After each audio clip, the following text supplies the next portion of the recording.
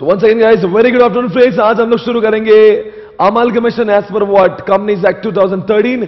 ये लेक्चर मैं अपनी क्लास वालों को भी दिखाऊंगा और साथ साथ में वो लोग जो मुझे यूट्यूब पर देख रहे हैं उनके लिए भी है. और आज हम लोग कुछ ऐसा कर रहे हैं जो आज के पहले कभी नहीं हुआ, बिकॉज ये चैप्टर पूरी तरह से नवंबर 17 के लिए पहली बार अमेंड हुआ है.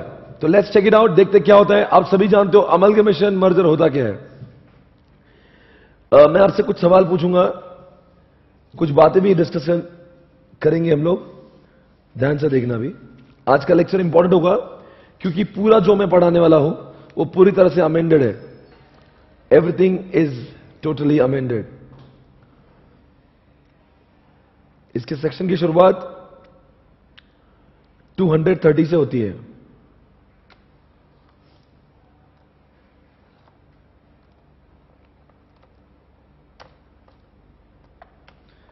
ध्यान से देखिए, ये बीते लम्हे हैं.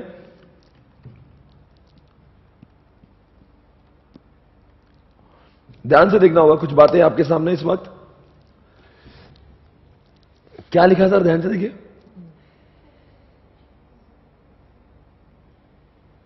हमें आज ये फैसला करना होगा सेक्शन 330 कब लगेगा और सेक्शन 332 कब लगेगा. ये अगर डिसाइड करना है तो सबसे पहले डिसाइड करना पड़ेगा कि वो जो अरेंजमेंट होने जा रही है दो कंपनी के बीच. आप सभी जानते हो अभी हाल ही का बड़ा अरेंजमेंट आपने देखा होगा. मैं आपको इंटरनेट पे ले जाऊंगा, वहां पे मैं आपको वोडाफोन और क्या नाम उनका, आइडिया मर्जर के बारे में कुछ बताऊंगा. ध्यान से देखिए, 2017 मार्च 21 में जब जियो आया, इनका मर्जर हुआ. और जब भी दो कंपनियां साथ में आती है, अमलगमेशन होता है, मर्जर होता है या एक्विजिशन होता है, ऐसे केस में इनको अलाउ नहीं कि वो डायरेक्टली मर्जर करें, बिकॉज उनके स्टेक होल्डर का इंटरेस्ट इन्वॉल्व है. अगर मान लीजिए वोडाफोन और आइडिया दोनों डिसाइड कर ले, इनके ओनर डिसाइड कर ले कि हमने डिसाइड कर लिया, इनके जो टॉप लेवल डिसाइड कर ले कि हमें मर्जर करना है, तो फिर भी मर्जर नहीं हो पाएगा जब तक ये मर्जर ट्रिब्यूनल ने हाँ नहीं कहा. जब ये एक्ट नहीं था, एनसीएलटी नहीं था फॉर एग्जांपल, पहले हाई कोर्ट था. आप सभी समझते हो आपका आजकल एनसीएलटी आया हुआ है, पहले हाई कोर्ट था. तो जो 1956 एक्ट जब मैं पढ़ाया करता था, मैं कहता था कि कोई भी मर्जर एक्विजिशन हो, कोई भी इंटरनल रिस्ट्रक्चरिंग हो, कोई भी अरेंजमेंट हो, कोई भी कॉम्प्रोमाइज हो, उसके लिए आपको हाई कोर्ट जाके ही आपको मान्यता लेना पड़ेगी. उनको आपको अपना स्कीम सबमिट करना पड़ेगा, फिर वो डिसाइड करेंगे कि आपका स्कीम सही है या नहीं है. वो मान्यता देंगे तभी जाके आपका मर्जर एक्विजिशन कंप्लीट होगा. आज मैं हाई कोर्ट नहीं बोलूंगा, अब मैं एनसीएलटी बोलूंगा, कभी ट्रिब्यूनल बोलूंगा. इसका मतलब पहली बात तो ये समझ लीजिए, जब तक उसको कोर्ट ने हरी झंडी नहीं दिखाई, जब तक ट्रिब्यूनल ने हां नहीं बोला, चाहे शेयर होल्डर कितना भी कुछ कर ले, वो अमलगमेशन, वो मर्जर, वो एक्विजिशन, वो इंटरनल रिस्ट्रक्चरिंग कुछ भी कंप्लीट नहीं होगा. Try to understand. ये चैप्टर बहुत ही इंपॉर्टेंट है प्रैक्टिकल पॉइंट ऑफ व्यू से. आप सभी जानते हो जियो के आने के बाद में जो हुआ है, जियो के आने के बाद में जो भी हुआ आप सभी को पता है. मैं आपके सामने कुछ एक वीडियो लेके जा रहा हूं और इस वीडियो में आपको पूरा समझाऊंगा कि देखो क्या हुआ था.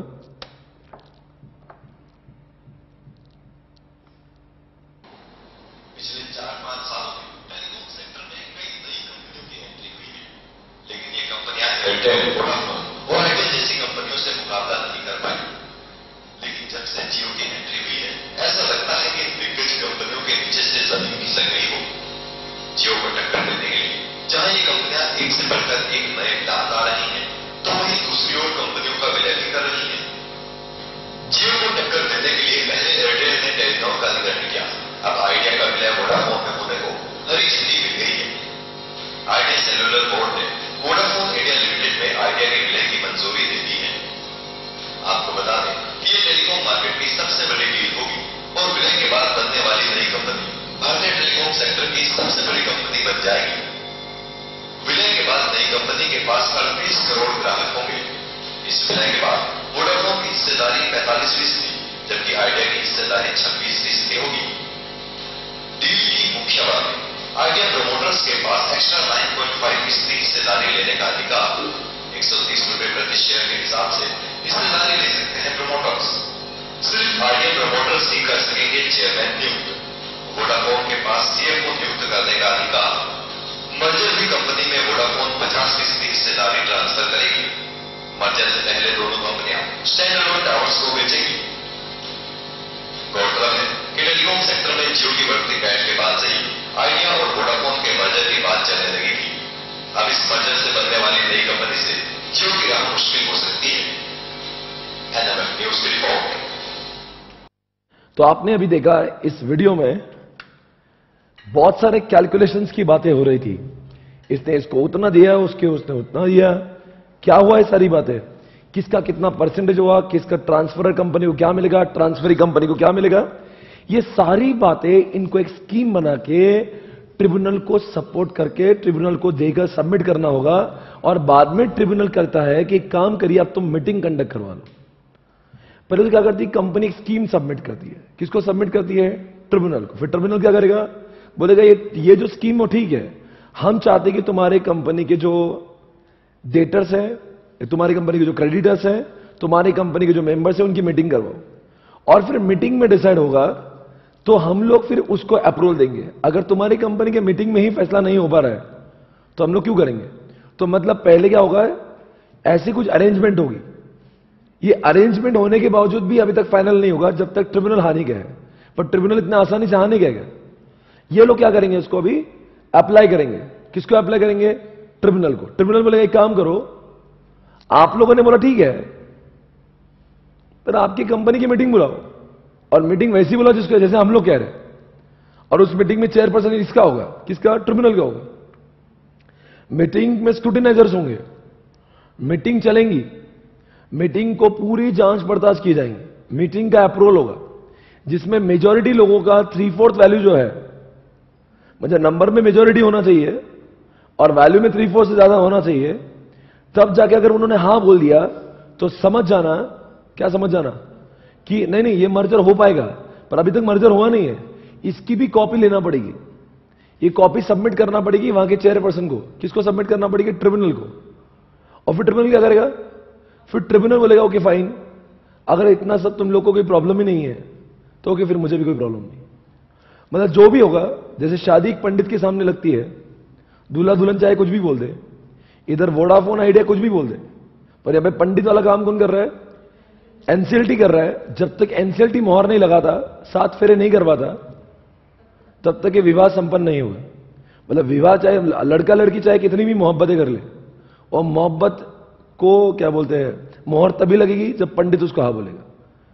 अगर आप दोनों बोलेंगे अपनी शादी हो गई तो शादी नहीं होगी। शादी तब होगी जब पंडित ने बोला कि ठीक है अब विवाह संपन्न हुआ है। यहां पे पंडित जी का रोल है एनसीएलटी का, और एनसीएलटी ये सब काम करेगा। ये पहले एक्ट 2013 के पहले जब 1956 था तो अमलगमेशन चैप्टर हम लोग कंपनीज एक्ट 2013 आने के बावजूद भी 1956 का ही पढ़ रहे थे। वजह थी कि एनसीएलटी को अभी अभी हाल ही में नोटिफाई किया गया। तो जब पहले एनसीएलटी था ही नहीं, और जब अमलगमेशन मर्जर चैप्टर में बार बार बात एनसीएलटी की हो रही है 2013 एक्ट में, तो नोटिफाई करते कैसे जब एनसीएलटी है नहीं। इसीलिए 2013 में भले ही कंपनीज एक्ट आया, पर ये जो एक्ट है, कौन सा अमल एक्ट, मतलब ये जो अमलगमेशन नाम का चैप्टर है, ये नोटिफाई अभी हुआ है। इसके पहले अटेम्प्ट तक वो अमलगमेशन चैप्टर ही था, और वो 1956 वाला था। मैं खुद पढ़ा रहा था और तब मैं बातें करता था court, high court, high court, high court. अब मेरे जबान से हाई कोर्ट वर्ड नहीं निकलेगा, अब जबान से एक वर्ड निकलेगा, क्या? ट्रिब्यूनल, ट्रिब्यूनल, ट्रिब्यूनल निकलेगा। और यहां तक कि उनकी बातें भी पूरी तरह से चेंज हो चुकी है। जो उनका काम करने का ढंग था वो भी पूरी तरह से चेंज हो चुका है। आइए देखते हैं। देखो, आए दिन कुछ ना कुछ मर्जर एक्विजिशन होते ही रहते हैं। यहां पे मैं आपको एनसीएलटी की वेबसाइट पे लेके जाऊंगा, ध्यान से देखिए। जब मैं एनसीएलटी की वेबसाइट पे लेके जाऊंगा तो आपको मैं बता दूंगा, ये जानते हो आप इस इंसान को जानते हो? आजकल हम लोग बहुत बार मिलते हैं इनको, महेश मित्तल कुमार। अभी तक फोटो चेंज नहीं की उन्होंने, फोटो में हंसती ही नहीं है। ये है प्रिंसिपल बेंच, और मैं देखता हूं यहां पे कुछ ऑर्डर्स मुझे देखना है।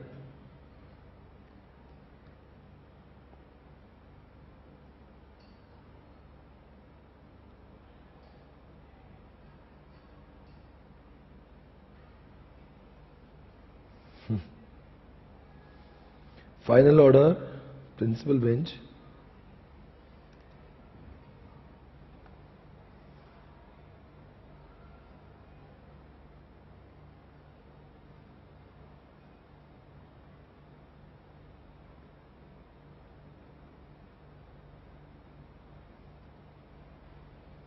इस तरह की ऑर्डर आती हैं।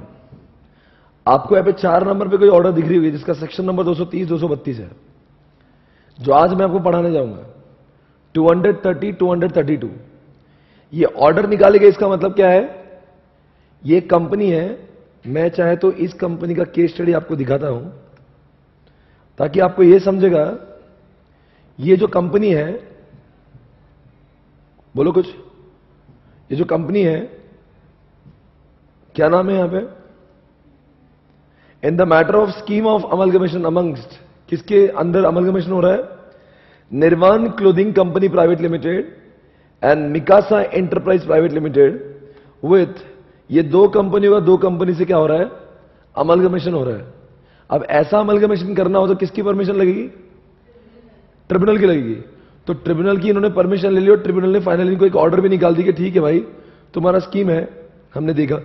फिर इसमें सब लिखा रहता है कि हमने देखा, फिर हमने उनको बोला था कि मीटिंग कर लो, फिर उन्होंने मीटिंग करी, फिर मीटिंग में इतने लोगों ने हाँ बोला, ऐसा ऐसा मीटिंग में डिस्कशन हुआ था, अमलगमेशन के ऑब्जेक्टिव थे, फिर हमने पूरा चेक किया था, फिर अमल, ये देखो यहां पे लिखा है, सब कुछ पूरा डिटेल में लिखा होता है कि एप्लीकेशन दिया था, एफिडेविट में भी लिख के दिया था। अब ये सारी जो चीजें ना जो यहां पे लिखी हुई है कि ये पूरी एक प्रोसीजरल चैप्टर है। ये चैप्टर में क्या है? पूरा प्रोसीजरल है कि कल चके सीए बनने के बाद में आपके क्लाइंट ने बोला कि सर मेरा यहां अमलगमेशन करना है, तो अब मुझे क्या करना पड़ेगा? आपको बोलना पड़ेगा 230 और 232 करना पड़ेगा। मतलब कल चल के आपके रियल लाइफ प्रैक्टिस में भी आपको काम में आएगा। आए दिन आजकल अमलगमेशन मर्जर होते हैं। आपने डीमर्जर कभी सुना होगा, एक्विजिशन सुना होगा, आपने कॉर्पोरेट डेट रिकंस्ट्रक्शन रिस्ट्रक्चरिंग सुना होगा, ये इंटरनल रिकंस्ट्रक्शन सुना होगा। ये सारी चीजें आजकल बहुत बाजार में होती है। इसलिए हमें एक सीए होने के नाते ये पता होना चाहिए, अगर मेरा क्लाइंट कल चल के मुझे पूछेगा कि ये मुझे करना है, तो आपको पता होना चाहिए कि उसकी प्रोसीजर क्या है, कहां पे उसको अप्लाई करना है, किसको बोलना है, क्या करने से क्या होगा। जब तक उसको यही पता नहीं तो कैसे सजेशन दे पाएगा। इसलिए आज हम लोग 230 नंबर सेक्शन को इतना डिटेल में पढ़ेंगे। और इसमें क्या है कि जो मैंने आपको नोट दे रखी है और जो यूट्यूब पे मुझे देख रहे हैं वहां पे लिंक दिया, क्लिक करके डाउनलोड करिए। इसमें क्या होगा, एक पूरी तरह से आपके सेक्शंस भी दिए हुए हैं, रूल्स भी दिए हुए हैं। नोटिफाई सिर्फ सेक्शन नहीं हुए, सेक्शन भी नोटिफाई हुए, रूल्स भी नोटिफाई हुए। तो जो मैंने आपको नोट दिए, it is the mashup of section as well as rules, दोनों को मैंने जोड़ के आपके सामने दे दिया, ताकि आपको हमेशा ये समझे कि ये सेक्शन को अगर यूज करना है मुझे, तो रूल्स कौन से हैं। तो जब मैं अभी पढ़ाऊंगा आपको हर एक सेक्शन भी पढ़ाऊंगा और हर एक रूल भी पढ़ाऊंगा। Are you able to understand? अच्छा देखिए, तो ये है एनसीएलटी। कितना अब इसके देखते रहना, देखो मैं नीचे नीचे जाऊंगा। तारीख देखिए, तारीख 1/6/2017, 230-32। फिर अभी ये इसका पुराना सेक्शन नंबर था 391-94। यही 1956 में इसका नाम था 391-94। जब मैंने आपको एनसीएलटी पढ़ाया था तो मैंने कहा था कि एनसीएलटी को इसलिए लाया मार्केट में क्योंकि हाई कोर्ट के ऊपर बहुत प्रेशर हो रहा था, हाई कोर्ट ओवरबर्डन हो रहा था। भारतीय जो कोर्ट थे, कुछ चीजें सीएलबी में चलती थी, कुछ चीजें हाई कोर्ट में चलती थी, कुछ अलग अलग टाइप के कोर्ट्स हुआ करते थे, जैसे डीआरटी डेट रिकवरी ट्रिब्यूनल हुआ करता था। ये सारी चीजें अलग अलग जगह पे थी और हाई कोर्ट तो वैसे भी ओवरबर्डन था। इसलिए ये सारे कोर्ट को इंटीग्रेट किया, हाई कोर्ट का बर्डन करने के बाद में एनसीएलटी को लाया गया। तो अब एनसीएलटी एक ऐसा ट्रिब्यूनल है जो डील करता है only and only what? Company law cases. इसके अलावा कुछ नहीं करता। वो सिर्फ 11 बेंचेस है और 11 बेंचेस में यही काम चलता है। अभी यहां के 11 बेंचेस है, देखिए अब मैं फाइनल ऑर्डर्स करता हूं। ये सारे 11 बेंचेस हैं, इनके ऑर्डर्स हैं। ये सारे बेंचेस हैं, इन जगहों पर ही आपको अमलगमेशन और मर्जर के लिए अप्लाई करना पड़ेगा। अब अगर मैं देखता हूं यहां पे, तो ये 391 94 क्यों है? फिर आप बोलेंगे सर अब तो सेक्शन 230 और 200 मेरे पास पिछले क्लास की देखो ये पीपीटी है, 391 94 लिखा हुआ है। ये 90 पिछले क्लास में मैंने ये पीपीटी यूज की थी, तब फिर 391 94 हुआ करता था। फिर वो सेक्शन अभी मैं क्यों बता रहा हूं। अब फिर आप बोलेंगे अब तो हाई कोर्ट नहीं, अब तो एनसीएलटी आ गया। फिर एनसीएलटी में सेक्शन क्यों है? अरे भाई कोई केसेस जो पेंडिंग पड़ी हुई थी सीएलबी के पास में और हाई कोर्ट के पास में, तो एनसीएलटी में वो शिफ्ट हो गई। मान लो किसी का मैटर ऑलरेडी हाई कोर्ट में चल रहा था अमलगमेशन के बारे में, जिसको अप्रूवल नहीं मिला था, तो सारी की सारी केसेस एनसीएलटी के बाद में किसको ट्रांसफर हो जाएगी? एनसीएलटी को। फिर एनसीएलटी जब जजमेंट देगा तो एनसीएलटी ये नहीं बोलेगा ना मैंने जजमेंट 230 में दिया, एनसीएलटी ये बोलेगा मैंने जजमेंट दिया 391 94 में। सिर्फ कोर्ट चेंज हुआ ना, पर पहले वाली केस को तो 1956 से एप्लीकेबल होगा। इसीलिए अगर मैं आपको एक चीज दिखाऊंगा, यहां पे देखिए,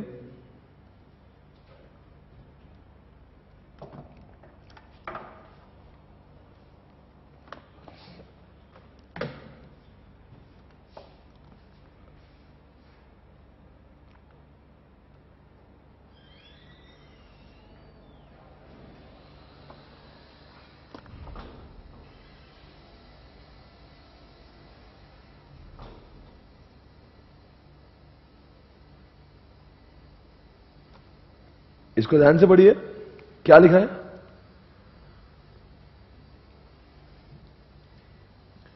All concerned are hereby informed that some of the company matters having jurisdiction at NCLT, Kolkata bench related to winding up and merger filed under the relevant provision of the Companies Act 2013 have been received in physical form in the tribunal from Honorable High Court of the Kolkata and Jharkhand.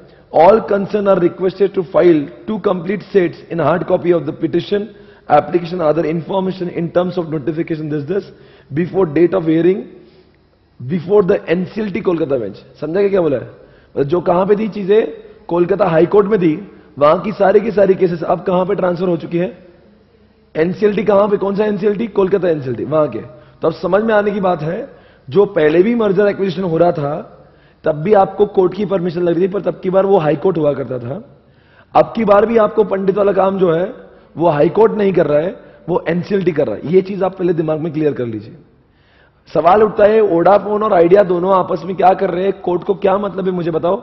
आपसे मैं सवाल पूछना चाहूंगा, क्या फर्क पड़ता है कौन सी कंपनी किससे मर्ज करी? It is making any difference to the anybody?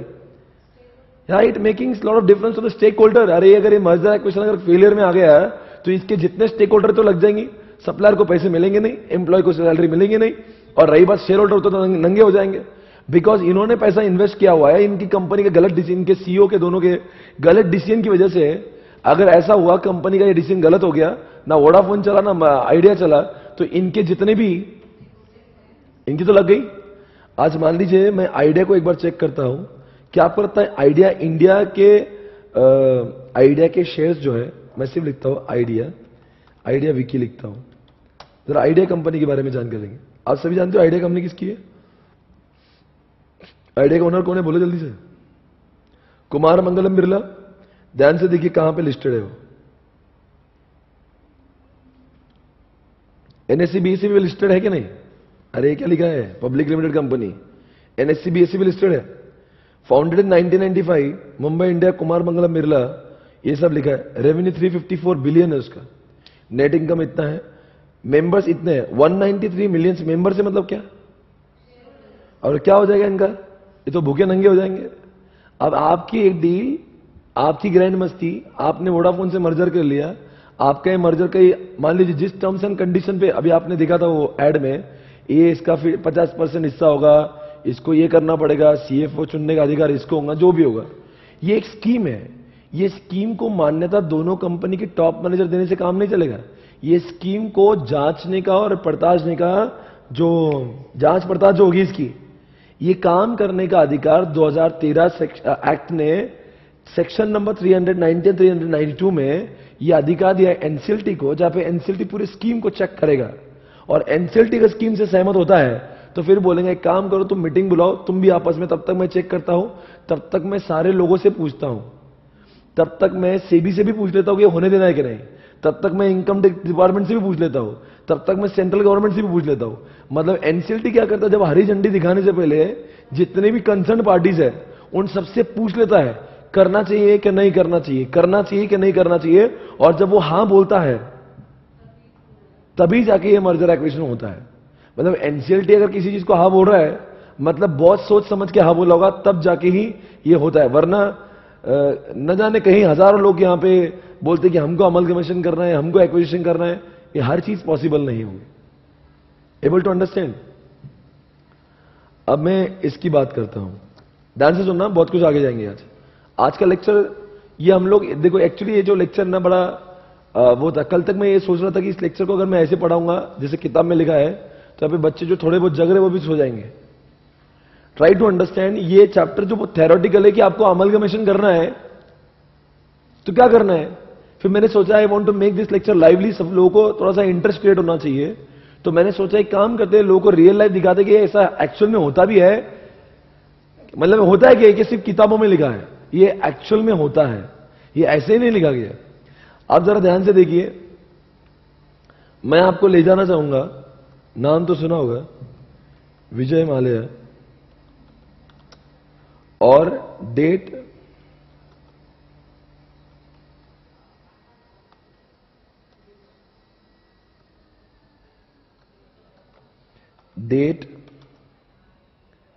Restructuring schemes, ये इसकी वेबसाइट भी है भारत में। फिर आप मुझे अचानक से सवाल पूछने लगोगे, सर ये आपको जो पढ़ाने का है अमलगमेशन मर्जर, ये कहां से आ गया अचानक से? अब ध्यान से देखना मैं क्या बताने जा रहा हूं।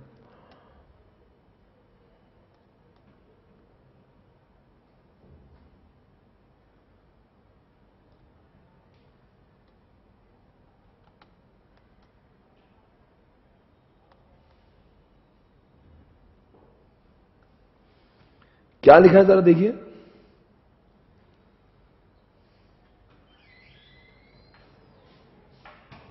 It's about debt reconstruction company. अब डेट रिकंस्ट्रक्शन मैकेनिज्म क्या होता है? ये एक ऑर्गेनाइजेशन है, एक इंस्टीट्यूट है। जब भी कोई इंसान अपने पैसे बैंक्स को और लेंडर को दे नहीं पाता, तो बैंक को यही समझता नहीं इस आदमी से वसूल कैसे करे। वो आदमी बोलता है नहीं नहीं मैं इतना नहीं दे सकता, वो आदमी बोले, बैंक बोले कि हमारा तो इतना पैसा और इतना इंटरेस्ट भी है। अब होता यह कि ऐसे चक्कर में एनपीए बढ़ जाते हैं, नॉन परफॉर्मिंग असेट्स, और सारी बैंक जो है ना बर्बादी के कगार पे आ जाती है। अब बैंक ने दिए इनको हजारों करोड़ के लोन दिए विजय माल्या को। अब विजय माल्या पागल हो गया, वो बोल रहा मेरे पास है ही नहीं, मेरे पास पैसे ही नहीं है। ऐसे समय पे विजय माल्या कुछ बोल रहा है, देखो विजय माल्या को बहुत पैसे देना है, किसके? बैंक्स के, और बैंक को लेना है। अब विजय माल्या बोलता मैं इतना नहीं मेरे पास, में एक काम करो सेटलमेंट करो। अब ये सेटलमेंट होगी, विजय माल्या बोलता मैं इंटरेस्ट नहीं दूंगा, इतना ही दूंगा, ये बोलते हमको इतना ही चाहिए। अब दोनों के बीच में ये कॉर्पोरेट डेट रिस्ट्रक्चरिंग मैकेनिज्म आएगा, और इसके तहत तो दोनों का झगड़ों को सॉल्व किया जाएगा। फिर आप बोलेंगे इस चैप्टर में अभी क्यों बता रहे हो, तो हमको भी मालूम है। ये इस चैप्टर में बताने का ये मतलब है कि अगर ऐसी चीजें भी अगर हो रही होगी, ये भी आपको सेक्शन नंबर 330 में ट्रिब्यूनल को स्कीम देना पड़ेगी। हेड ट्रिब्यूनल, इनके बीच का झगड़ा हमने ऐसे सॉल्व किया है। समझ में आ रहा है? स्कीम कौन बनाएगा? ये बनाएंगे, इनके दोनों का झगड़ा है, ये स्कीम ऐसी बन रही है, इसको बोलते हैं इंटरनल रिकंस्ट्रक्शन। देखो दुनिया में अरेंजमेंट दो टाइप के होते हैं। एक अरेंजमेंट होता है जहां पे प्रॉपर्टी ट्रांसफर होती है, और एक अरेंजमेंट होती है जिसमें प्रॉपर्टी ट्रांसफर नहीं होती। ये इसलिए मैं आपको ये पीपीटी दिखा रहा था। तो जब मैं पीपीटी दिखाने लगा मुझे बहुत कुछ समझा कि आपको ये भी बताने होगा। अब जरा ध्यान से देखिए क्या लिखा है, ऊपर पढ़ी हेडिंग क्या है, corporate action and corporate restructuring लिखा है।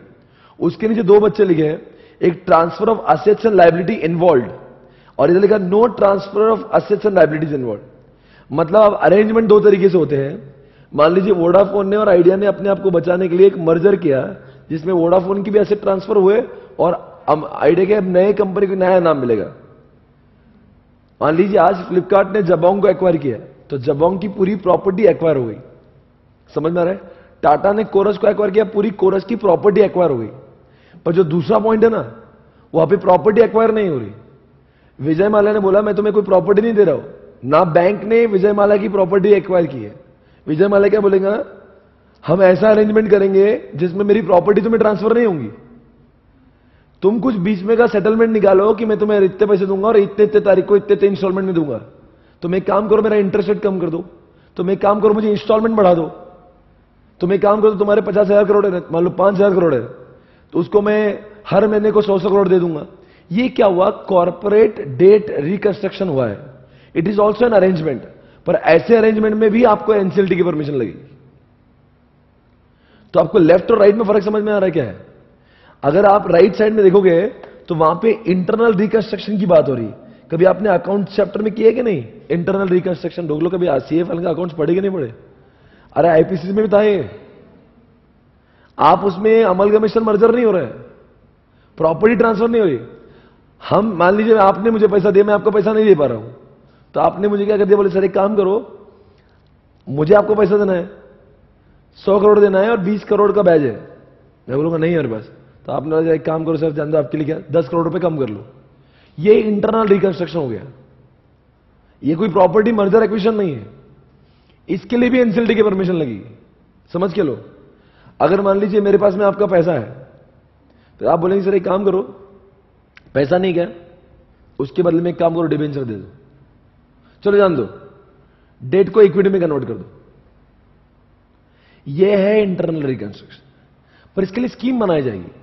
अब मुझे बताओ, ये स्कीम एनसीएलटी क्यों इतना इंटरेस्ट लेके चेक कर रहा है? बिकॉज ये स्कीम में गड़बड़ अगर है, और मान लीजिए गलती से मुझसे ज्यादा पैसे जा रहे होंगे आपको, और मेरी कंपनी इस स्कीम के से बर्बाद हो गई, तो मेरे सारे शेयर होल्डर रास्ते में जाएंगे। इसलिए मैं कुछ भी इंटरनल रिकंस्ट्रक्शन भी करूं जिसमें प्रॉपर्टी का ट्रांसफर इन्वॉल्व नहीं है, फिर भी मुझे एनसीएलटी से अप्रूवल लेना है सेक्शन नंबर 230 में। अब पहले मैं क्या पढ़ा रहा था यहां पे, ये अगर अब मैं इस चैप्टर के हिसाब से पढ़ाऊंगा, अगर इस चैप्टर में अगर प्रॉपर्टी ट्रांसफर नहीं, सिर्फ शेयर होल्डर को सैक्रिफाइस करना पड़ रहा है, रिडक्शन ऑफ शेयर कैपिटल कर दिया, 10 रुपए से 8 रुपए कर दिया, या फिर क्रेडिटर को कुछ सैक्रिफाइस करना पड़ा, ऐसे केस में प्रॉपर्टी ट्रांसफर हो रही क्या? अरे हो रही कि नहीं हो रही? हो रही कि नहीं हो रही? अरे यार, इसको सेक्शन नंबर 390, सॉरी, इसको लगेगा सेक्शन नंबर 230। क्या लगेगा? 230 नए कंपनी एक्ट 2013 के हिसाब से। एक्ट कौन सा है? 2013, समझ गए? और अगर वहां पे प्रॉपर्टी ट्रांसफर इन्वॉल्व है, तो वहां पे लगेगा इस केस में एब्जॉर्प्शन में, अमलगमेशन में और डीमर्जर में। देखते आपको समझ में आएगा। एब्जॉर्प्शन के मतलब क्या? एक्स कंपनी ने वाई को एक्वायर किया, टाटा ने कोरस को एक्वायर किया, समझ गए? ये पूरा प्रॉपर्टी ट्रांसफर है। इसके लिए कौन सा सेक्शन लगेगा? 232। क्लियर? नंबर 2, अमलगमेशन हुआ दो कंपनी का, वोडाफोन आइडिया, दोनों साथ। अभी नया कंपनी का नाम देखना पड़ेगा मुझे, क्या रखा है उन्होंने, कुछ नया नाम आएगा उनका, अभी जो भी आएगा, ओडा आइडिया कुछ आएगा, जो भी आएगा।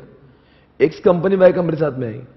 आपको पता नहीं, आइडिया ने अपने एसेट्स दे दिए, वोडाफोन ने अपने एसेट्स दे दिए, और अभी की नई बनी वो नई कंपनी है, तो ये बन गई ट्रांसफरी कंपनी, ये बन गई ट्रांसफरर कंपनी। इसमें भी आपको 232 एप्लीकेबल हो जाएगा। और रही बात डीमर्जर की, जिसे क्या हुआ था, एक बार किंगफिशर एयरलाइंस में बहुत नुकसान हो रहा था, इसलिए किंगफिशर की जो दारू वाली जो कंपनी है, उन्होंने अपने हिस्से में से दारू का बिजनेस अलग कर दिया और एयरलाइंस को अलग कर दिया। बिकॉज अगर वो एयरलाइंस को साथ में रखते हैं तो उसका नेगेटिविटी की वजह से जो दारू के शेयर्स के रेट कम हो रहे थे, तो बोला let's make it what 2 different entity, ये दारू वाली एंटिटी, ये एयरलाइन की एंटिटी। तो एयरलाइन अपना खुद का दर्द खुद भुगतेगी। It should not have any bad impact on what दारू का बिजनेस। Do you understand? समझ में आ रहा है? तो इस तरह की, मतलब ये कंपनी के एसेट्स अब 2 में बंटवारा हो गया। तो अगर ऐसा कुछ है तो आपको सेक्शन नंबर 232 एप्लीकेबल हो जाएगा। समझ में आ रहा है मैं क्या बोल रहा हूं? और अगर वो सिर्फ और सिर्फ क्या है, कॉर्पोरेट डेट रिस्ट्रक्चरिंग है, या शेयर होल्डर का कुछ पैसा कम किया हुआ है, ऐसे केसेस में आपको सेक्शन नंबर 230 एप्लीकेबल हो जाएगा। Do you understand? अब चाहे 230 हो चाहे 232 हो, किसकी परमिशन लेना जरूरी है? ट्रिब्यूनल की, अनडाउटेडली। कोई टेंशन ही नहीं। अब जरा ध्यान से देखना क्या लिखा, पढ़ो सो क्या लिखा।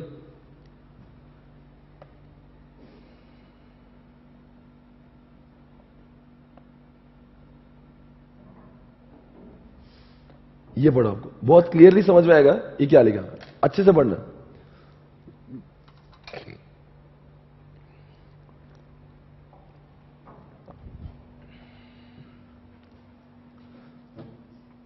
There are occasions when the corporate finds themselves in the financial difficulty because of the factors beyond their control. जैसे एग्जांपल विजय माल्या अपने आप को बहुत बेबस महसूस करता है इन दिनों, and also due to certain internal reason for the revival of such corporate as well as for the safety of the money lent by the bank. एक तो उस किंगफिशर की भलाई के लिए भी और बैंक ने जिन्होंने पैसा दिया उनकी भलाई के लिए भी timely support through the restructuring of genuine cases is called for. समझा क्या? तो ये मैकेनिज्म क्या करता है, बोलता है कि तुम झगड़ा मत करो, तुम मेरे पास में आओ, मैं तुम्हारा किस्सा सुलझाता हूं। However, delay in the agreement amongst the different lending institution often comes in the way of such endeavors. Based on the experience in the countries like UK, Thailand, Korea, Malaysia, of putting in place an institutional mechanism मतलब तुम दोनों आपस में decide मत करो, एक कोई तो तीसरा आदमी जो कॉर्पोरेट फॉर्म में है, मतलब कहने के एकदम इज्जत वाला तीसरा पार्टी, वो बीच में आके तुम्हारे बड़े झगड़ों को सॉल्व करेगा, सॉर्ट आउट करेगा। और क्या लिखा है देखो ना, इन इंडिया क्या लिखा है, of putting place an institutional mechanism for restructuring of corporate debt and need for similar mechanism in India. इसलिए इसको 2001 में भारत में लाया था। अब मुझे बताओ मैं क्यों पढ़ा रहा हूं ये मैंने आपको कॉन्सेप्ट क्यों पढ़ा है? एक्चुअली मुझे पढ़ाना ये नहीं था, मेरा सेक्शन नंबर 230 232 चल रहा है। फिर आप क्या बोलेंगे, ये चैप्टर का नाम पढ़ो, compromise arrangement and what, amalgamation. तो आप मुझे बताओ, आपको पता नहीं अरेंजमेंट है, किस बात की अरेंजमेंट होगी? यहाँ पे प्रॉपर्टी ट्रांसफर होगी क्या नहीं होगी? क्या किया जाएगा? सिर्फ बैंक को कितने करोड़ रुपए लेना, देखो एक बार चेक करो, विजय माल्या के ऊपर लोन कितना है, कितना लोन है विजय माल्या के ऊपर? विजय माल्या लोन, एक काम कर रही हो ना,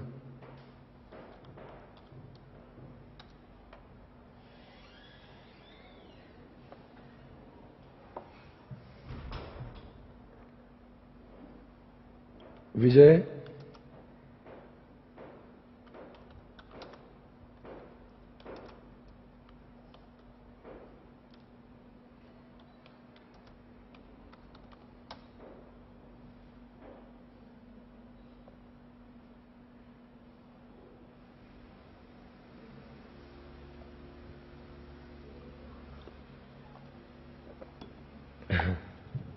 पूरी खबर सबसे तेज से आज तक पर।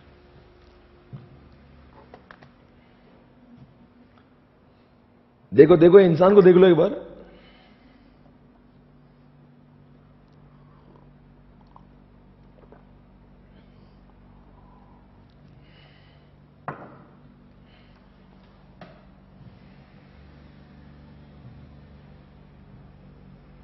आपकी कितने देख लो एक बार, आपके होंगे 100-200 करोड़।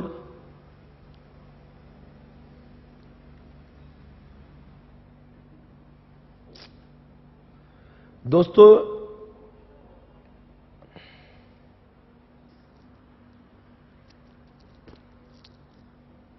ध्यान से देखिए इस इंसान को, क्या बोल रहा है, क्या चालू है इसके दिमाग में।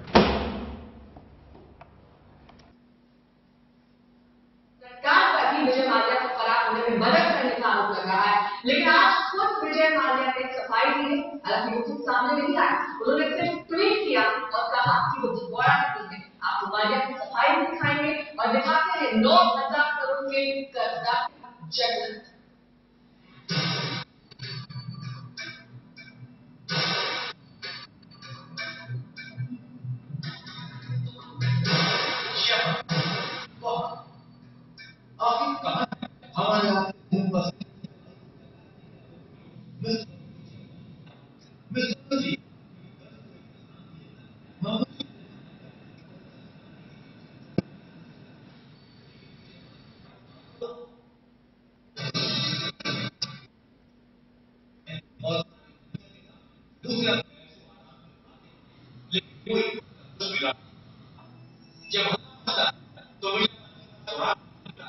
कि वो देश को लंदन से तो पहुंचा, लेकिन उनका कोई सुराग इस बीच खुद विजय माल्या ने ये सवाल विजय माल्या ने ट्वीट कर कहा कि वो घोड़ा नहीं है। विजय अच्छा,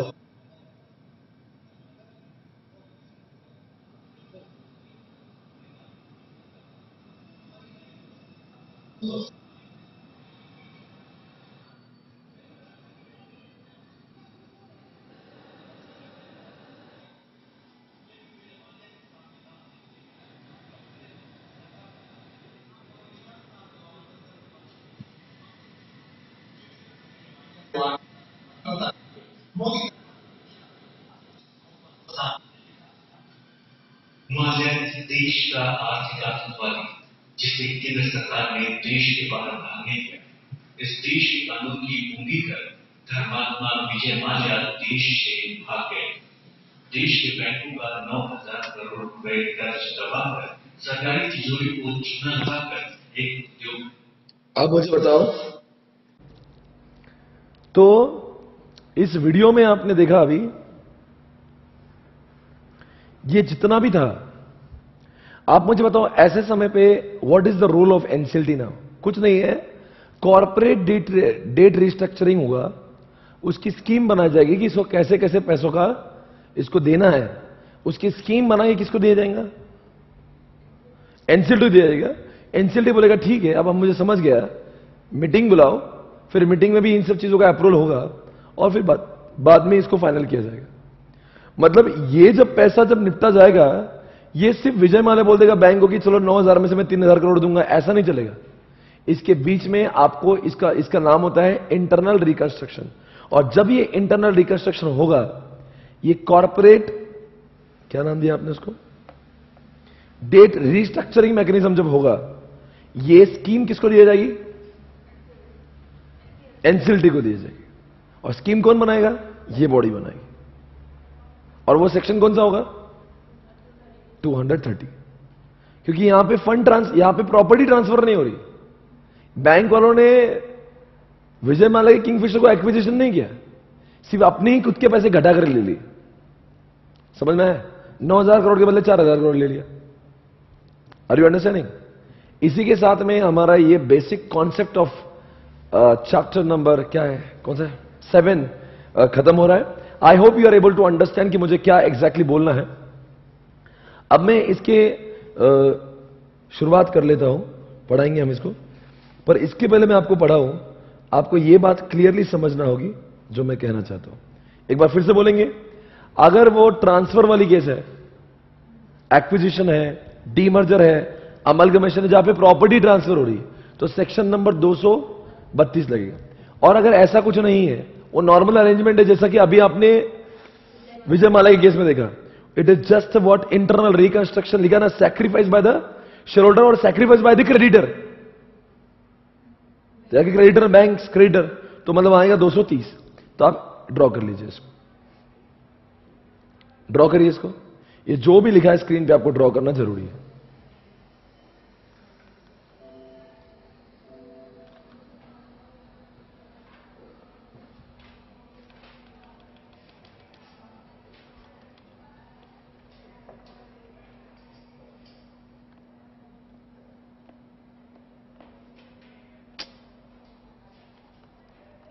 क्या सेक्शन लिख रहा हूं मैं?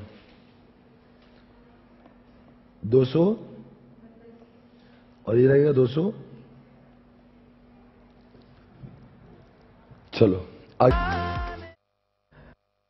Let's start the main section of this chapter. आप सभी के पास में नोट्स है और मैं आपको ले जा रहा हूं सेक्शन नंबर 230 पे। आप जरा इस सेक्शन का मायाजाल देखेंगे तो आपको समझ जाएगा क्या क्या होने वाला है। Just look here on the PPT, इतना कुछ है। और आपको बता दूं, आपके बुक के ये इतने सारे पेजेस, 1 2 3 4,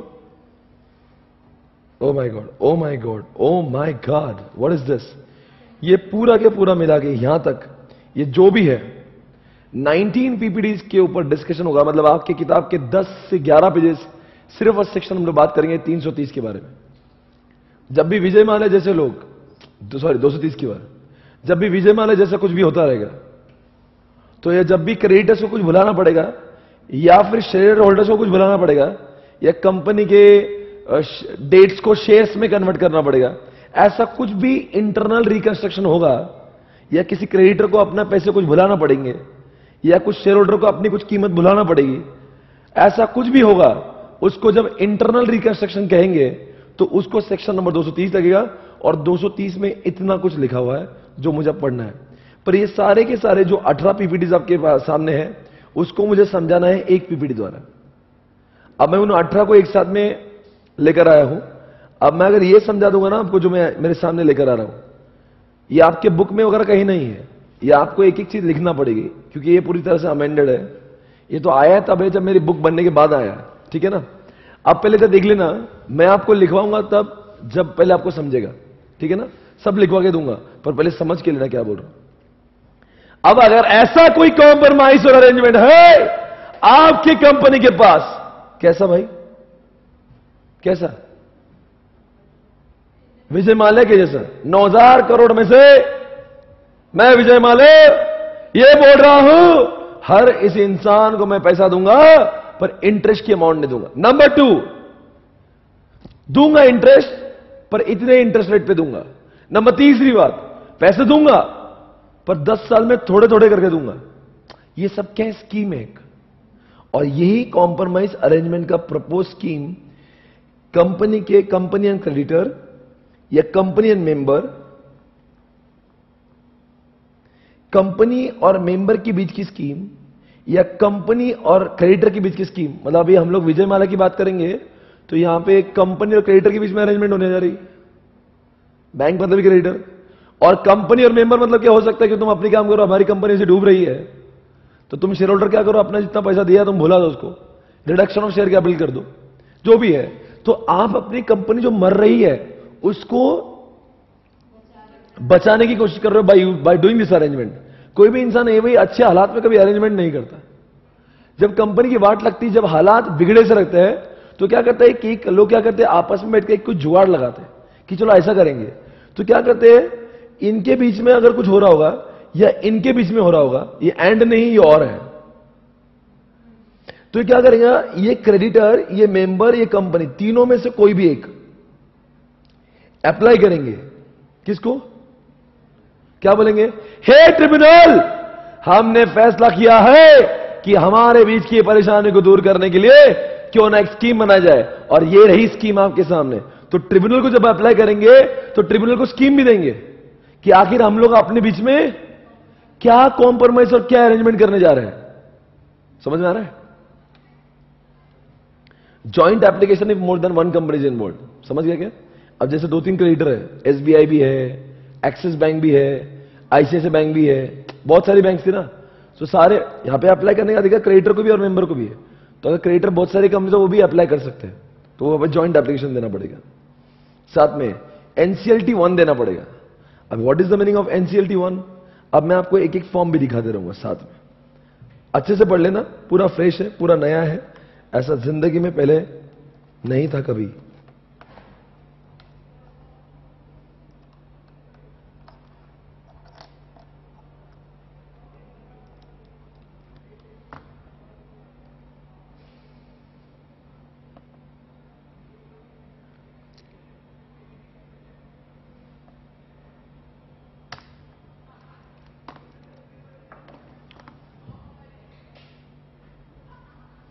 एनसीएलटी 1 में आपको लिखे देना है, ध्यान से देखिए, एनसीएलटी 1 है, क्या लिखा है एक बार देखिए।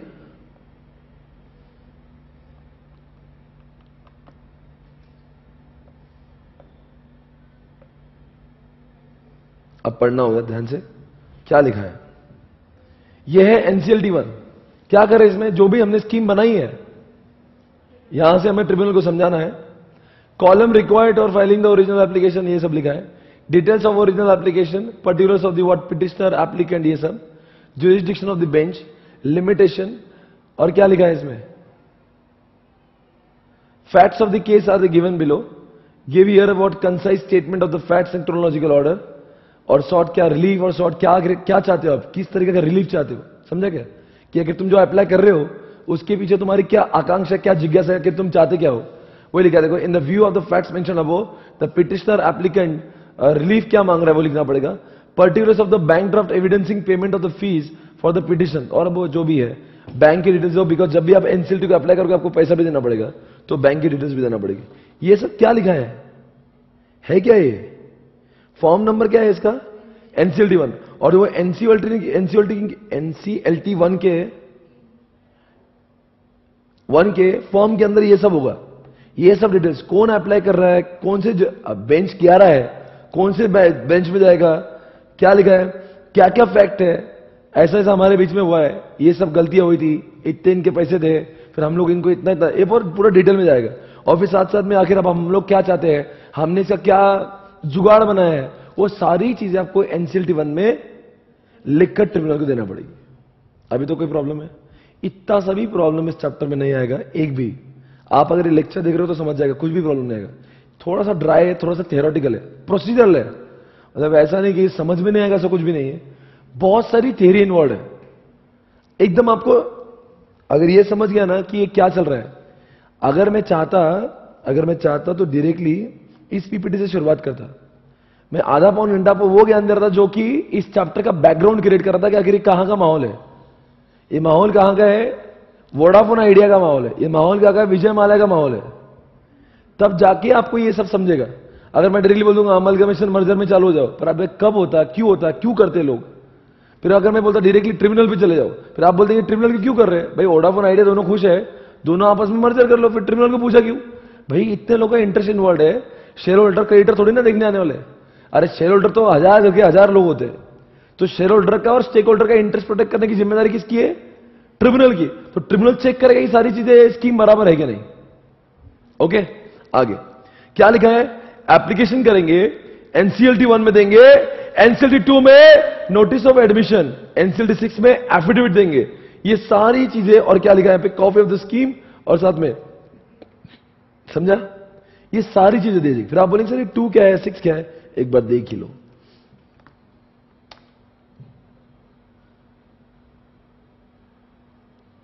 क्या लिखा है हमें, notice of admission before the NCLT bench this, the party name above request that the tribunal grant the following relief, ये लिखा होगा, insert the relief or the order in terms of this for the following reason insert, in support of this application the applicant has attached affidavit setting out the facts on which the applicant relies, name and the title of the person signing on behalf of what applicant। क्या लिखा है सभी, किस बात का admission, अरे लिखा क्या है देखो ना, notice of admission, date, from, और किसको जा रहा है, टू द, किसको जा रहा है, टू द रजिस्ट्रार, और क्या लिखा है, एनसीएलटी दिस बेंच, और क्या लिखा आगे, the party named above request that the tribunal grant the following relief this, relief मिल गया क्या, मिलने वाला है, मतलब मिलने वाला है ना, अभी तक तो कुछ हुआ ही नहीं है, अभी हुआ क्या, क्या कर रहे हैं फिर ये लोग, इन support of this application the applicant, ये एफिडेविट क्यों कर रहा है,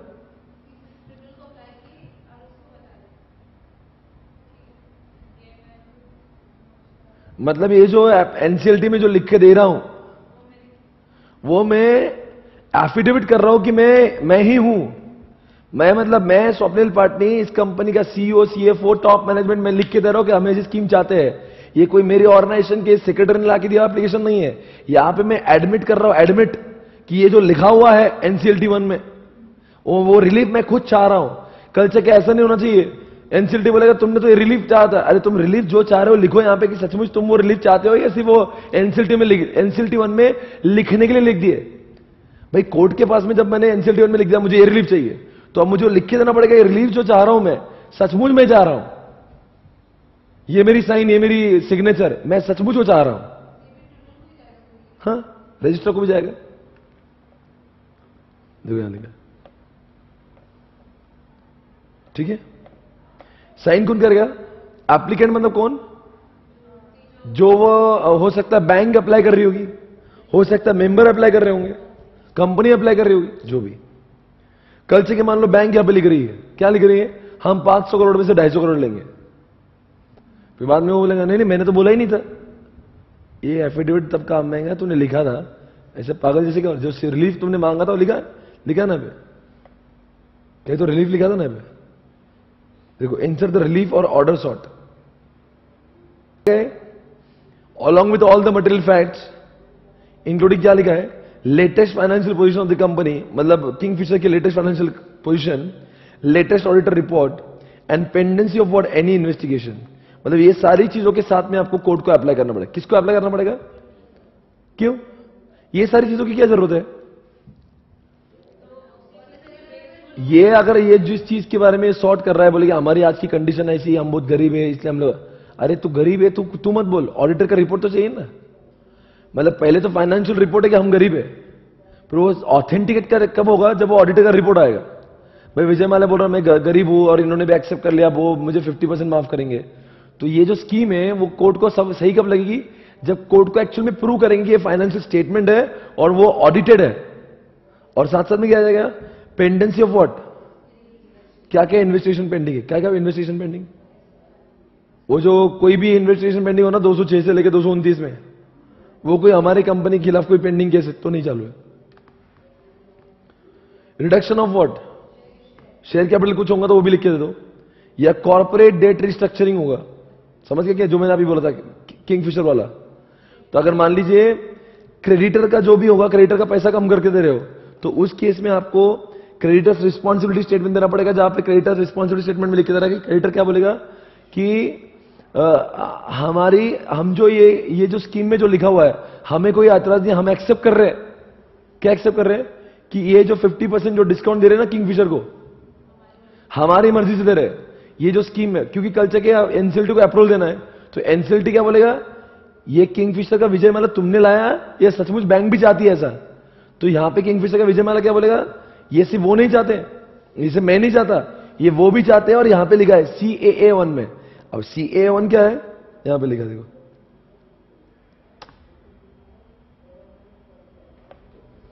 क्या लिखा देखो CAA1 में, वी द क्रेडिटर, हम क्रेडिटर है, हम सारी banks, do hereby declare that we have read and understood the propose corporate debt. समझा क्या, हमने सब पढ़ा हुआ है और इसमें जो लिखी हुई सारी बातें हैं सब सच्ची है और हमें उससे कोई भी ऐतराज नहीं है। उसके बाद में safeguard for the protection of other secured and what, मतलब इसमें ये भी लिख के देंगे कि जो बाकी लोग हैं सारे अनसिक्योर क्रेडिटर, जो सिक्योर, अब स्ट्रक्चर रिस्ट्रक्चरिंग होगी तो you can not talk only about secure creditor और unsecure, you have to talk about both. तो आपको ये सब के बारे में भी वहां पे इंफॉर्मेशन देना पड़ेगी। Report by the auditor on the liquidity, किस बारे में कि ये सब जब हो जाएगा तो कहीं ऐसा नहीं होना चाहिए कि इतना पैसा क्रेडिटर को दे देगा कंपनी के पास में कुछ बचा ही नहीं समझा। अगर मान लो 9,000 करोड़ में से 4,500 करोड़ दे दिए तो ऐसा भी नहीं होना चाहिए कि किंगफिशर के पास में कुछ धंधा चलाने के लिए बचा ही नहीं, तो वो भी ऑडिटर से रिपोर्ट लेंगे। आरबीआई की गाइडलाइंस हमने फॉलो की, वो भी लिख लेंगे। मतलब देखो कॉर्पोरेट डेट रिस्ट्रक्चरिंग में आरबीआई ने कुछ गाइडलाइंस इशू की है, तो हम लोग क्या बोलेंगे, आरबीआई ने जो गाइडलाइंस दी है और वैसे ही हमने डेट रिस्ट्रक्चरिंग किया हुआ है, हमने अपनी मर्जी से कुछ नहीं किया। और वैल्यूएशन रिपोर्ट देंगे। किसका वैल्यूएशन रिपोर्ट, समझा नहीं, वैल्यूएशन रिपोर्ट किसका, हमारी कंपनी का वैल्यूएशन रिपोर्ट, कि हमारी कंपनी बर्बाद हो रही, कोई वैल्यूएशन तो देखो उसका। तो ये सारी क्या दया का भीख मांग रहा है, कौन मांग रहा है, विजय माल्या। क्या बोल रहा है कि देखो मेरी कंपनी की हालत बेकार है, मेरी कंपनी का फाइनेंशियल स्टेटमेंट है, ऑडिटेड है, इसलिए मैं क्या कर रहा हूं, इनके पैसे कम दे रहा हूं, इन लोगों ने भी हाँ बोला है, अब तुम भी हाँ बोल दो, हमारी शादी लगा दो और एक बार कंफर्म कर दो कि हमें ये करना अलाउड है। जब एनसीएलटी मोहर लगाएगा तभी काम खत्म होगा। अब बताओ what is the difference between corporate debt restructuring mechanism and NCLT. ये सिर्फ स्कीम बना के देंगे और एनसीएलटी उसके ऊपर मोहर लगाएगी। बैंक बोलता बहुत ही कंपनी पूरी बर्बाद हो गई, ये बर्बाद थोड़ी ना है। कहा, किसने बोला, बैंकरप्ट होता है जब उसकी एसेट्स उसके लायबिलिटी उसके एसेट्स ज्यादा होती। अभी है ना, कंपनी चालू है। अब बताओ ट्रिब्यूनल को इतना सब कुछ दिया आपने, ये जो आप पढ़ रहे थे ना, ये सब कुछ ट्रिब्यूनल को दिया। ये जो पूरा इमेज जो लिखा है ना, ये किसने किसको दिया, all the documents are submitted to a tribunal. अब ट्रिब्यूनल क्या करेगा, इसको बोलेगा एक काम करो मीटिंग बुलाओ, और जैसे मीटिंग बुलाएंगे तो मीटिंग में फिर देखते हैं अगर कि तुम्हारे कितने लोग हाँ बोलेंगे। आपको जो मैं अभी पढ़ा रहा हूं ना, या आपके बुक के 10 पेज खत्म हो रहे हैं। तुम ध्यान से देखिए, वो 10 पेज को पूरा मैंने मैशअप करके बनाया हुआ है, ठीक है ना। तो बहुत बड़ी मेहनत से काम बना हुआ है। अब देखो ट्रिब्यूनल में क्या होगा, ट्रिब्यूनल ऑर्डर देगा मीटिंग की, समझा। और क्लास ऑफ मीटिंग में कौन सी क्लास ऑफ मीटिंग, नहीं समझा। क्लास ऑफ मीटिंग मतलब समझा क्या, किन लोगों की मीटिंग है, मतलब कि तुमको डेटर किसको बुलाना है, क्रेडिटर को बुलाना है। फिर क्रेडिटर में भी कौन से, अब देखो विजय माल्या के क्रेडिटर और भी तो होंगे जो बैंक को छोड़ के है, तो बुलाना किसको है। अब हो सकता है बाकी क्रेडिटर को पूरे पूरे पैसे विजय माल्या दे रहा है, विजय माल्या बोलते 10-10 करोड़ 2-2 करोड़ को मैं सब दे दूंगा, तो मीटिंग में उनको क्यों बुलाएंगे, बिकॉज उनको तो वैसे भी पूरे पैसे मिलने वाले। पैसे किसको नहीं मिलने वाले, बैंक्स को, तो उनको बुलाना पड़ेगा। तो इसीलिए आपको पहले तो ट्रिब्यूनल आपको डिसाइड करके देंगे कि आपको मीटिंग किस किस की बुलाना है। अभी हमने किसको अप्लाई किया, फिर ट्रिब्यूनल क्या इस बैटर में आ रहा है ना कि तुम मीटिंग कब कंडक्ट करो, तुम्हारी मीटिंग में कितना कोरम होना चाहिए, कौन चेयरपर्सन होगा, कौन स्क्रूटिनाइजर होगा, सब लिख के देंगे उसको। कौन लिख के दे रहा है अभी है, हाँ, कब कौन सी तारीख को कंप्लीट करो, कैसी नोटिस तुमने भेजना चाहिए, नोटिस की एडवर्टीजमेंट कहां करना चाहिए, किस किस को नोटिस देना चाहिए, कैसी देना चाहिए। और जब ये तुम्हारी मीटिंग खत्म हो जाएंगी तो चेयरपर्सन ने कितने दिन में हमको वापस से रिपोर्ट करना चाहिए। अब ये किसने मार्गदर्शन दिया है, ये सारा गाइडेंस ट्रिब्यूनल ने दिया ताकि ये मीटिंग कंडक्ट हो। अभी तो सिर्फ अप्लाई किया और मीटिंग कंडक्ट करने का आदेश आया, अभी तो मीटिंग भी नहीं हुई, कुछ भी नहीं हुआ, नहीं समझ रहे। अरे अभी तो अप्रैल को बहुत टाइम है, अभी तो क्या, अभी हमने सिर्फ बोला कि हमको करना है, तो बोले ठीक है तुमको करना है ना, कोई बात नहीं, काम करो, तुम तुम्हारे लोगों का मीटिंग बुलाओ। फिर अब क्या होगा, ये मीटिंग बुलाने के लिए जो नोटिस भेजेंगे, वो नोटिस में क्या देंगे, notice in what CAA2 shall be sent. अब सवाल तो है CAA2 क्या है, ये CAA2 है, notice and the advertisement of the notice of the meeting. Notice क्या देना चाहिए, ये देखो नोटिस का पूरा प्रीडिफाइंड फॉर्मेट है। Company law tribunal has directed a meeting, और ऐसा लिखा है डिबेंचर होल्डर्स और the first debenture holders, the second, क्या क्या लिखा है देखो, प्रेफरेंस किसका तो भी मीटिंग हुआ, ऐसा लिखा है। एज द केस में बी हुज मीटिंग और meeting have to be held of the said company for the purpose of what considering and if thought fit approving it without modification। तो बोल रहा है कि ये जो है ना, इसी फॉर्मेट में आपने क्या करना चाहिए, नोटिस भेजना चाहिए। किसको नोटिस भेजना चाहिए, सारे शेयर होल्डर या क्रेडिटर जो भी है, जिसका भी इंटरेस्ट इन्वॉल्व है, और वो सब लिखा। अब आपको क्या करना है इसके में, क्रेडिटर को भेजना है, मेंबर को भेजना है, डिबेंचर होल्डर सबको भेजना, ठीक है। उसके बाद में क्या करना है, यहाँ पे नोटिस शैल ऑल्सो भी अवेलेबल ऑन व्हाट, वेबसाइट, ताकि किसी घर पे नोटिस नहीं पहुंचे तो वेबसाइट से मिल जाएगी। और न्यूज़पेपर में भी आना चाहिए, कुछ लोग भूल गए होंगे, किसने देखा है, तो न्यूज़पेपर में आना चाहिए। और न्यूज़पेपर में भी एक इंग्लिश में आना चाहिए और एक लोकल न्यूज़पेपर आना चाहिए। सेबी को भी इन्फॉर्म कर दो कि ऐसा ऐसा हो रहा है, बिकॉज हो सकता है कंपनी लिस्टेड है, तो सेबी को भी इन्फॉर्म करना जरूरी है कि तुम्हारी कंपनी ऐसा कुछ करने जा रही है। और साथ में registered stock exchange, recognised stock exchange समझता है, जैसे NSE BSE में जहां पे लिस्टेड है उनको भी नोटिस जाना चाहिए। हो सकता है वो किंगफिशर वाला केस है, तो किंगफिशर जहां पे लिस्टेड है वहां को पता होना चाहिए ना ऐसा कुछ होने जा रहा है, ऐसा रिस्ट्रक्चर है, तो उनको जो जो भी ऑब्जेक्शन होंगे वो भी लेंगे, नहीं समझा, तो उनका रिप्रेजेंटेशन लेना पड़ेगा ना हमें। अरे सिर्फ नहीं समझे नहीं आप, NCLT क्या बोलेगा, मैं तो देख ही रहा हूं, एक काम करो मैं देखता हूं, तब तक तुम क्या करो, शेयर होल्डर का मीटिंग लो, तब तक तुम शेयर होल्डर का मीटिंग लेके, तब तक मैं गवर्नमेंट से भी पूछ लेता हूं कि उनको कोई प्रॉब्लम है क्या, RSC से भी पूछ लेता हूं, सेबी से पूछ लूंगा, मैं खुद भी देख लूंगा, मैं सबसे पूछ के चेक करूंगा कि किसी को कोई प्रॉब्लम तो नहीं है ऐसा होने से। उसके बाद में क्या हुआ, notice available at what, register office for the inspection free of cost also. समझ गए अब तक क्या क्या हुआ।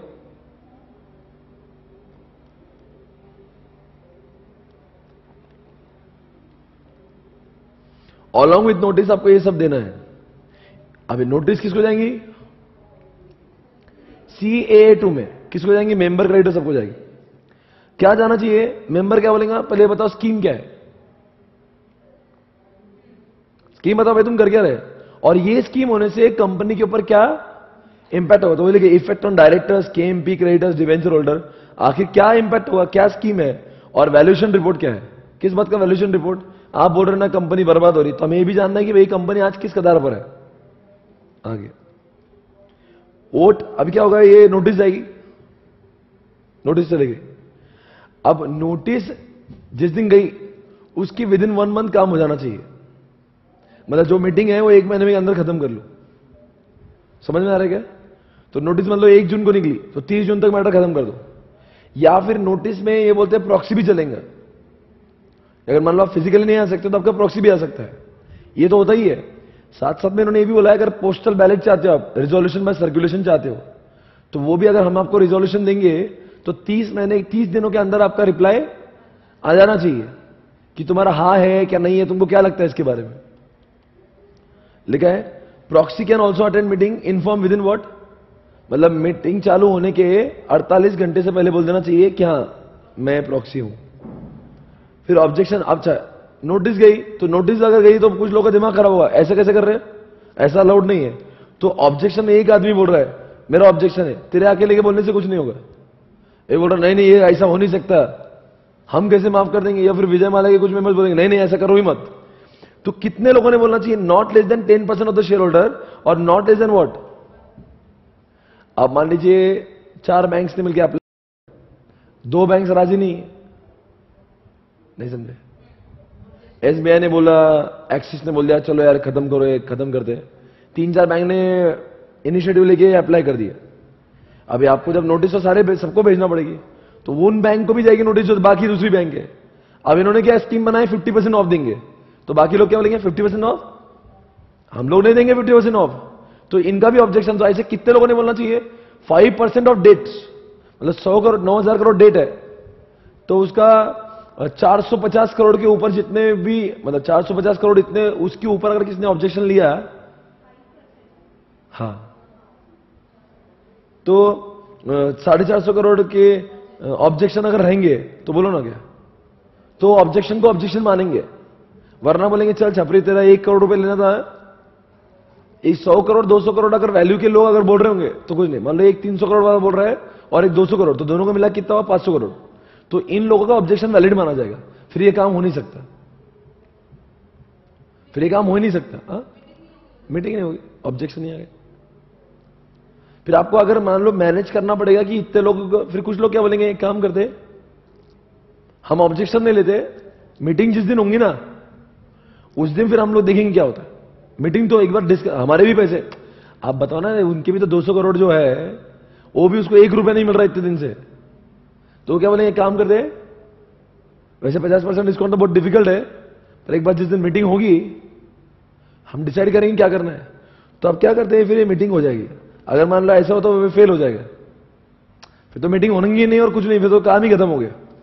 पर अगर मान लो मीटिंग होगी और मीटिंग में अप्रूवल दे दिया 3/4 वैल्यू प्लस मेजोरिटी, मतलब 51% लोगों ने हां बोल दिया जिसकी वैल्यू 3/4 से ज्यादा है, फिर वो 100 करोड़ वाला आदमी है मेरी कोई इज्जत नहीं, अरे पागल इतने बड़ी बड़ी बैंक, एसबीआई ने 50% ऑफ दिया है, आईसीआईसीआई ने 50% ऑफ दिया है, तू कौन है भाई झंडू बाम। तो ऐसे आदमी ने फिर 3/4 वैल्यू इसलिए रखा है ना, मतलब 9,000 करोड़ में से 6,750 करोड़ लोगों ने उसके ऊपर हां बोल दिया, तो बाकी बचे लोगों ने अगर इनकार भी करते तो कोई फर्क नहीं पड़ेगा, तभी वो स्कीम वैलिड माने। पर कितने लोगों ने, number of member should be more than 51%, मतलब 10 क्रेडिटर है तो 6 लोगों ने हां बोलना चाहिए, पर जिसकी वैल्यू 3/4 से ज्यादा होना चाहिए। और जैसे उन्होंने हां बोल दिया तो चेयरपर्सन ने 7 दिन के अंदर क्या करना चाहिए, 7 दिन के अंदर ट्रिब्यूनल को बोलना चाहिए कि इन्होंने ऐसी स्कीम फाइनल कर ली है, हम आपको ये दाखिल कर रहे हैं। क्योंकि अभी तक ट्रिब्यूनल ने क्या बोला, तुम मीटिंग ले लो, अब इन्होंने मीटिंग भी ले ली, जैसी वैसी मीटिंग ली जैसे किसने बोली थी, ट्रिब्यूनल ने बोली थी। अभी मीटिंग भी हो गई, सब हो गया, और अभी ट्रिब्यूनल क्या करेगा, उसको ऑर्डर देगा। अब ऑर्डर क्या करेगा, ऑर्डर जैसे दे दिया, अब ट्रिब्यूनल क्या ऑर्डर देगा, मतलब क्या करेगा ट्रिब्यूनल, ओके फाइन क्या करना है आप बोल रहे ना, ऑर्डर बोलेगा मतलब हाँ बोलेगा, पर हाँ बोलते समय भी बहुत कुछ देख के हाँ बोलता है वो। मैं ऑर्डर में भी लंबी ऑर्डर निकलती कि मैं ये चाहता हूं, आपने हर 30 दिन में मुझे आके रिपोर्ट करना चाहिए, 6 महीने में आके मुझे बोलना चाहिए क्या क्या हुआ, साल भर में मुझे ऐसा रिपोर्टिंग चाहिए, तो वो सारे ऑर्डर निकालेगा ना, फिर सारी शर्तें बोलेगा, मैं आपको हाँ बोल रहा हूं इन शर्तों पर, तो सारी शर्तें कौन रखेगा सामने, एनसीएलटी। एनसीएलटी चाहता नहीं कि बाद में सिर्फ शादी हो, पर शादी के बाद में वो नहीं होना चाहिए डिवोर्स, शादी ऐसी हो 7 जन्मों की हो, मतलब ये अगर अमलगमेशन हो रहा है या कुछ हो रहा है टिकना चाहिए ना।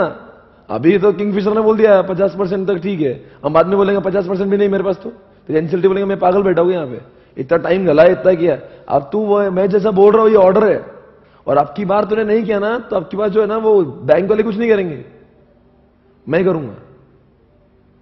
उसके बाद में क्या होगा, 30 दिनों के अंदर आपको फाइल करना पड़ेगा। कहां पे, किसको फाइल करना पड़ेगा? कंपनी। That's all. और 230 नंबर और, ये मोटी तौर पर 230 खत्म हो गए। अब इसके अंदर बहुत दुनिया है, पर अब ये पूरा सेक्शन में अगर मैं कुछ भी पढ़ाऊंगा तो आपको एक भी डाउट नहीं आएगा। अंडरस्टूड क्या?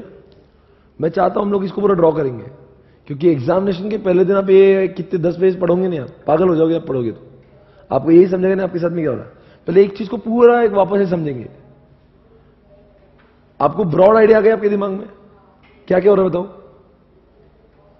ऐसी सिर्फ ऐसी ओरली बताओ क्या करते हैं। देखो, कभी तो क्रेडिटर और कंपनी के बीच में, कभी तो मेंबर और कंपनी के बीच में कुछ तो सेटलमेंट हो रही होगी। फिर क्या होगा उस केस है? बहुत सिंपल है। फिर क्या करेंगे, इनमें से किसको तो मस्ती चढ़ेगी, बोलेंगे झगड़ा सॉल्व करना है ना मेंबर और कंपनी के बीच का, या क्रेडिटर और कंपनी के बीच का। मैं क्रेडिटर या कंपनी अप्लाई करता हूं। किसको अप्लाई करेंगे? ट्रिब्यूनल। किसमें करूंगा? एनसीएलटी 1 में। और साथ साथ में 2 भी दूंगा, 6 भी दूंगा, सब दूंगा, बराबर है। और मटेरियल फैक्ट्स भी दूंगा, फाइनेंशियल स्टेटमेंट भी दूंगा, ऑडिट रिपोर्ट भी दूंगा। और अगर मान लो कुछ वो भी होगा, कॉर्पोरेट डेट रिस्ट्रक्चरिंग, तो वो CA 1 भी दूंगा। अरे क्या हमारी क्रेडिटर को कोई प्रॉब्लम नहीं है, वैल्यूएशन रिपोर्ट भी दूंगा, लिक्विडिटी रिपोर्ट, ऑडिटर का रिपोर्ट, वो सारी चीजें दूंगा। डॉक्यूमेंट्स, दुनिया के डॉक्यूमेंट सबमिट करेंगे। उसके बाद में क्या होगा, ये क्या बोलेंगे, काम करो तो मीटिंग करो। फिर मीटिंग की क्या करो, वो मीटिंग का भी ऑर्डर देगा कि मीटिंग की नोटिस किसको देना चाहिए, कौन चेयरपर्सन होगा, स्क्रूटिनाइजर कौन होगा। फिर वो मीटिंग होने के बाद में कितने दिन में तुमने सबमिट करना चाहिए, मीटिंग की तारीख कौन सी होना चाहिए, वो सारी चीजें कौन डायरेक्शन दे रहा है? ट्रिब्यूनल दे रहा है। फिर क्या करेंगे, मीटिंग कंडक्ट होगी, पर मीटिंग कंडक्ट करने के लिए इनको नोटिस भेजना पड़ेगी। तो नोटिस के साथ में इनको सब भेजना पड़ेगा, स्कीम भेजना पड़ेगा। अरे किसको भेज रहे हैं आप नोटिस? मेंबर्स को, कंसर्न पार्टी को भेजेगा ना, डिवेंचर ट्रस्टीज को एंड ऑल दैट। तो ये सबको भेजा आपने। तो फिर साथ साथ में क्या होगा, तब तक ये क्या बोलेगा, तुम ये नोटिस में स्कीम भेजो, ये सब वैल्यूएशन रिपोर्ट भेजो। तब तक मैं क्या करता हूं, सेबी से पूछ लेता हूं, RSC से पूछ लेता हूं, CG से पूछ लेता हूं, मैं सबसे पूछता हूं, इनकम टैक्स से पूछूंगा।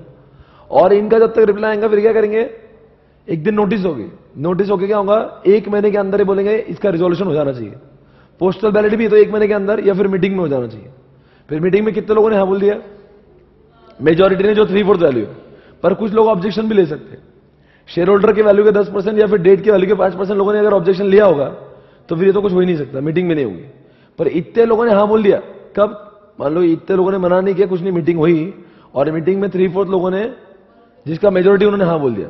तो हाँ बोले तो अच्छी बात है, हम लोग ट्रिब्यूनल में सबमिट कर देंगे। तो ट्रिब्यूनल में कौन सबमिट करेगा? चेयरपर्सन। जिस दिन ये खत्म हुआ है उसके 3 दिनों के अंदर किसको सबमिट करेगा? 7 दिन या 3 दिन, कुछ 7 दिन। किसको सबमिट करेगा? ट्रिब्यूनल। फिर ट्रिब्यूनल क्या बोलेगा, अब मैं, मेरे पास आए, अभी तो मैं सबमिट किया, इसका मतलब नहीं कि मैंने फाइनल कर लिया। अब मैं अपने हिसाब से ऑर्डर निकालूंगा। फिर उसकी आई हुई ऑर्डर हम लोग ROC में सबमिट करेंगे, और उस तरह से 230 सेक्शन बन जाएगा। अब बताओ ROC को क्यों सबमिट करेंगे? ROC को तो पता होना चाहिए नहीं कंपनी के साथ में चालू क्या है, मम्मी है वो। अब पूरे सेक्शन को एक बार अच्छे से देखिए।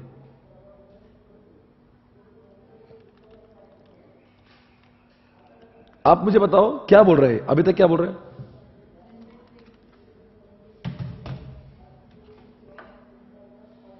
क्या बोल रहे हैं? ये इनके और इनके बीच का अगर कुछ अरेंजमेंट करना है, बोलो, आगे बोलो।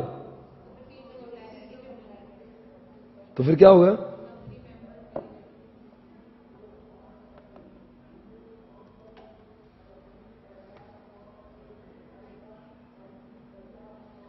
क्या होगा इसके बाद में? इनमें से कोई तो अप्लाई करेगा। किसको करेगा? फिर क्या होगा? अप्लाई करते समय आपने 1 दिया, 2 दिया, 6 दिया, स्कीम सब कुछ दिया। अब ये क्या बोलेगा, मुझे पूरा वो भी दिखाओ, फाइनेंशियल स्टेटमेंट, ऑडिट रिपोर्ट सब दिखाओ। साथ साथ में या फिर कॉर्पोरेट डेट रिस्ट्रक्चरिंग होगा, मतलब अगर आप क्रेडिटर का पैसा कम कर रहे होंगे तो जो आपको कॉर्पोरेट डेट रिस्ट्रक्चरिंग स्कीम जो बनी वो स्कीम दे दो, उनका रिस्पॉन्सिबिलिटी स्टेटमेंट दो, समझा ना। और कोई भी डेटर और क्रेडिटर पे कुछ गलत नहीं होगा वो लिख के दे दो। और इनके पैसे देने के बाद में कंपनी में लिक्विडिटी बचेगी कि नहीं वो दे दो। आरबीआई की गाइडलाइंस भी दे दो। आरबीआई गाइडलाइंस तो मतलब आरबीआई गाइडलाइंस तुमने फॉलो किया ऐसा लिख के दे दो। और फिर वैल्यूएशन रिपोर्ट दे दो। ये सारी चीजें किसको सबमिट की हमने? ट्रिब्यूनल इतना सब जांच पड़ताल करेंगे। फिर ट्रिब्यूनल बोलेंगे जब तक मैं चेक करता हूं ये, तुम एक काम करो, मीटिंग कंडक्ट करवाओ, समझा क्या? और मीटिंग ऐसे कंडक्ट करो जैसे मैं कर रहा हूं, समझा क्या हुआ? ये सब क्या लिखा है? कहां पे मीटिंग होना चाहिए, कौन चेयरपर्सन होगा, कैसे नोटिस भेजना चाहिए, न्यूज़पेपर में देना चाहिए, ये सारी बातें कौन डिस्कस कर रहा है? ट्रिब्यूनल ऑर्डर दे रहा है। उसके बाद में क्या होगा? अरे बोलो, उसके बाद में क्या होगा? ये क्या है? नोटिस इस फॉर्मेट में देना चाहिए। उसके बाद में क्या होगा?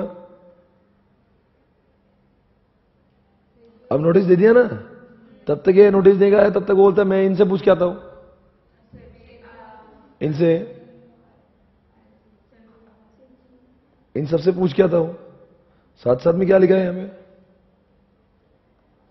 किसी को नोटिस चाहिए तो वहां पे रजिस्टर ऑफिस में भी मिल जाएगी। उसके बाद में अलॉन्ग विद नोटिस आपको ये सब देना पड़ेगा, स्कीम, वैल्यूएशन रिपोर्ट, ये सब कुछ, ताकि मेंबर्स को भी समझना चाहिए। फिर 30 दिन के अंदर वो फैसला कर लो। प्रॉक्सी भी आ सकता है, 40 आवर्स के लिए बोलना चाहिए। और फिर बाद में क्या होगा? ऑब्जेक्शन। ऑब्जेक्शन कितने लोग ले सकते हैं? 5% of the debt and 10% of share holder. इन्होंने लिया तो फिर कुछ नहीं हो सकता। पर मान लो किसी को ऑब्जेक्शन नहीं या मीटिंग हुई तो इतने लोगों ने हाँ बोलना चाहिए। फिर आप क्या करेंगे? पिटिशन दाखिल कर देंगे। कौन कहां पे दाखिल करेंगे? ट्रिब्यूनल में। और फिर क्या होगा? ट्रिब्यूनल ऑर्डर देगा, उसका ऑर्डर हम लोग सबमिट करेंगे आरओसी में।